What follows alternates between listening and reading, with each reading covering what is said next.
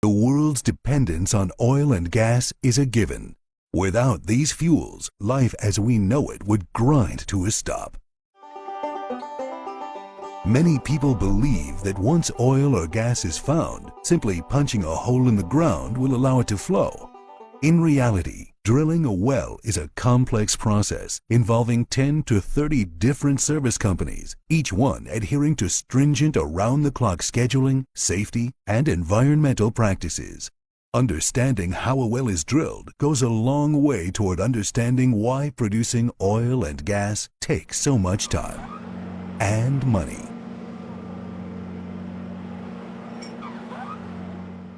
The first task is to prepare the location. This starts with building a road for access to the site, clearing the area where the rig will sit, and providing infrastructure for water and electricity. To prevent contamination of the soil or water table during drilling, an earthen pit is dug and lined with a thick layer of plastic to hold rock cuttings and drilling mud. Next, a pilot hole is dug at the precise location marked by the survey crew for the main hole.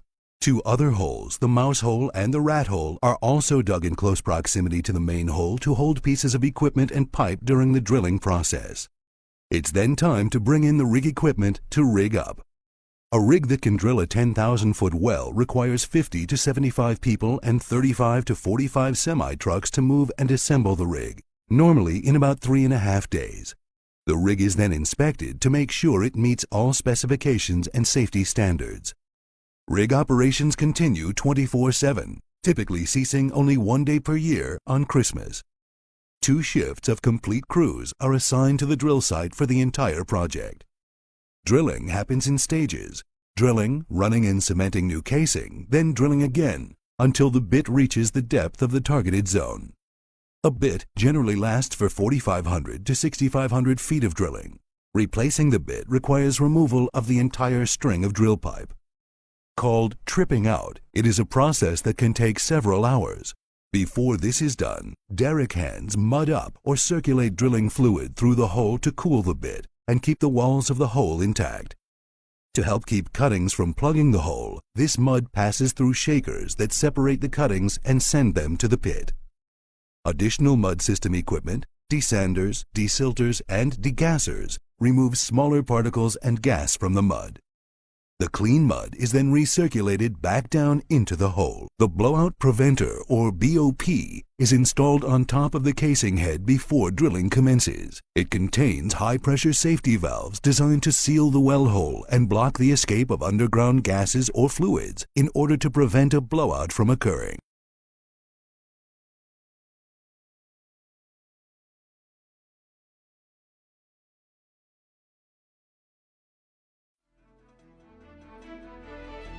There are many formations with multi-zone oil and gas reservoirs that are vertically drilled and stimulated using hydraulic fracturing to optimally recover these hydrocarbons. In this example, we show a well targeting 3 sandstone layers, although this number may vary in different oil and gas plays. Once the drill rig and other infrastructure is in place, a bit mounted on the end of the drill pipe begins drilling the well. The well is initially drilled to a designated distance below the deepest fresh water source near the surface. The pipe and bit are then removed and surface casing is inserted into the hole.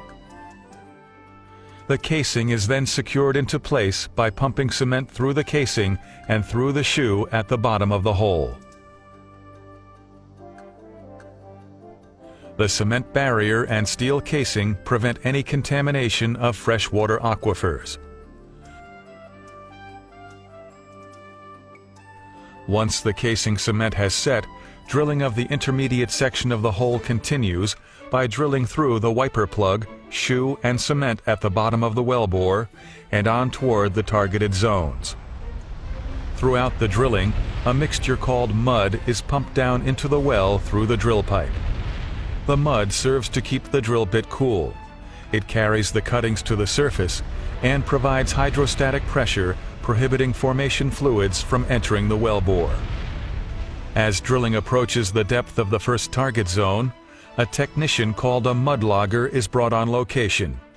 He analyzes the cuttings, identifying the downhole lithology and any presence of hydrocarbons.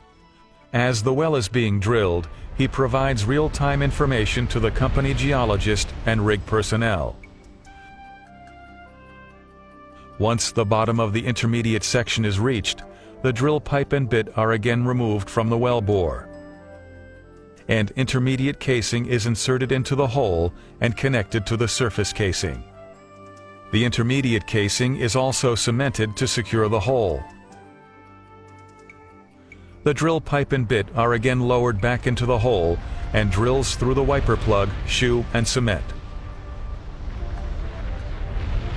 Once total depth is reached, the drill pipe and bit are removed from the well bore one last time. Next, a logging tool is lowered to the bottom of the well on a wire line. As the tool is pulled back up the entire length of the well, data is gathered to create an electric log. Once the well has been logged and deemed a commercial well, production casing is then inserted. As with the surface and intermediate casing, the production casing is also cemented into the hole. Back on the surface, the drilling rig is no longer needed. A temporary wellhead is installed and the location is prepared for the service crews who will ready the well for production. The first of these steps is to perforate or perf the casing. A perforating gun is lowered by wire line to the lowest of the 3 target zones. An electrical current is sent down the wire line to the perf gun, setting off a charge which shoots holes through the steel casing, cement, and out a short distance into the target formation. The perf gun is then pulled out of the hole. The next step is to hydraulically fracture or frack the zone. Here, sand or other proppants are pumped into the wellbore under extremely high pressure. When the mixture reaches the target zone, the pressure forces it out through the perf holes and out into the sandstone formation, causing it to fracture. This creates a fairway connecting the reservoir to the well, inducing the released gas to flow to the wellbore. Next, a bridge plug is placed inside the production casing, isolating the fracked zone. The hydraulic fracture process is then repeated for zones 2 and 1. Now that the frac process is complete, the plugs are drilled out and production tubing is lowered into the wellbore to reach each of the productive zones. Hydrocarbons can now flow simultaneously from each of the zones into the well.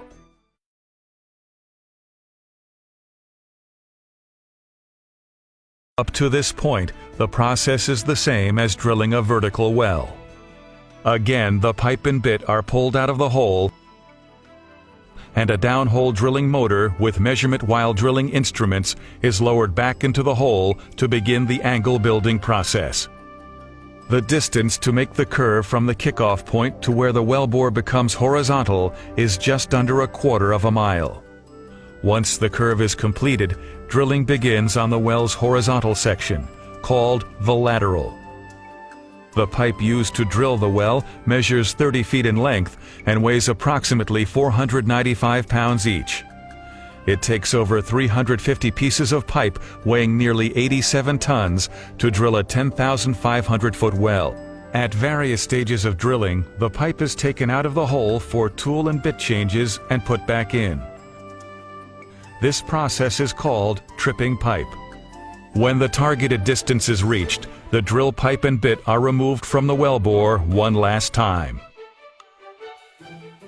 Production casing is now inserted into the full length of the wellbore.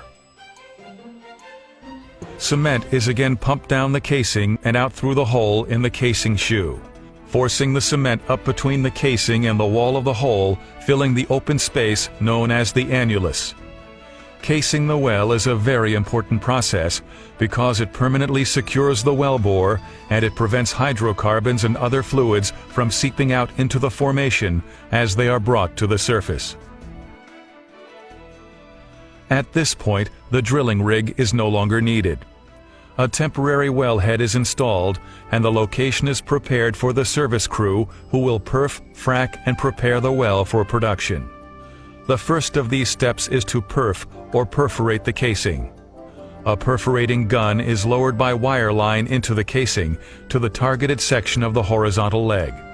An electrical current is sent down the wire line to the perf gun and sets off a charge that shoots small holes through the casing and cement, and out a short distance into the sandstone formation. The perf gun is then pulled out of the hole. Next, because the sandstone is tight, the well will have to be fracked. Known as hydraulic fracturing, this is a process where water, sand, and additives are pumped into the wellbore and down the casing under extremely high pressure. As the mixture is forced out through the perforations and into the surrounding rock, the pressure causes the sandstone to fracture. This creates a fairway connecting the reservoir to the well and allows the released gas to flow to the wellbore.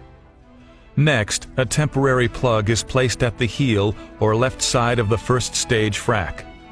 The plug closes off or isolates the perforated and fracked section of the wellbore so that the second stage section of the horizontal leg can be perforated and fracked.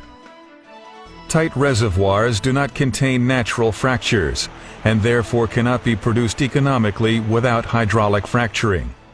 The permeability is increased by providing pathways through which gas can flow more easily. With advancements in technology, multi-stage fracking has become the standard for tight gas reservoirs. This process of perfing and fracking can be repeated several times to cover the entire horizontal distance of the wellbore. Once fracking is completed, the plugs are drilled out, allowing the gas to flow up the wellbore.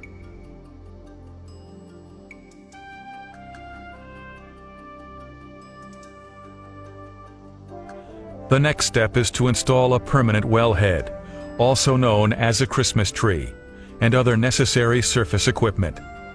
A pipeline is then built to transport the gas to the pipeline network. As field development expands, additional pipeline infrastructure is built. Thanks to the vision and persistence of those who have perfected these new technologies, unconventional gas plays have become an innovative and highly productive source of new energy for our country.